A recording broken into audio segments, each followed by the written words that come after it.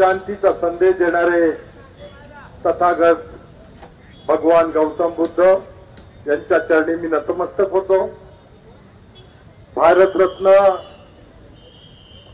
घटनेचे शिल्पकार महामानव डॉक्टर बाबासाहेब आंबेडकरांना अभिवादन करून या ठिकाणी ठिबा राजाकालीन बुद्ध विहार मुक्ती आंदोलन रत्नागिरीमध्ये जे होत आहे त्यासाठी आलेले संभाजीनगरहून आलेले आदरणीय सर्व भंतेजी, या ठिकाणी गेली 2 पिढ्या माझ्या वडिलांपासून ज्यांचा आमचा संबंध आहे ते आमचे पवार साहेब, सर्वच या चळवळीतील आपण माझ्या अनेक वर्षाचे सहकारी बंधू भगिनी, माझ्या मातांनो, खर तर मी या ठिकाणी मार्गदर्शन करण्याकरता आलेलो नाही आहे, तर मी या राज्याचे माजी मुख्यमंत्री आणि शिवसेना उद्धव बाळासाहेब ठाकरे पक्षाचे आमचे नेते आदरणीय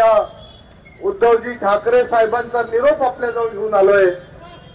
आपल्या समस्त महाराष्ट्रातल्या देशातल्या जनतेच्या पाठीमागे ज्या वेळेला तुमचा अन्याय होईल त्या वेळेला आदरणीय उद्धवजी ठाकरे साहेब, आदरणीय आदित्य ठाकरे साहेब आणि आम्ही रत्नागिरीतील त्यांचे समस्त सगळे शिवसैनिक आम्ही आपल्या पाठीमागे राहणार आहोत हा विश्वास देण्याकरता आलोय।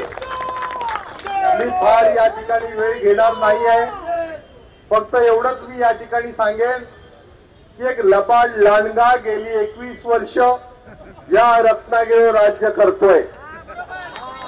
जसे ब्रिटिश होते फोडा आणि झोडा, डिवाइड अँड रूल, तशा प्रकारचा एक लखोबा लोखंडेचा अवतार मी काही दिवसापूर्वी सांगितलं, असा एक लबाड लांडगा आलाय।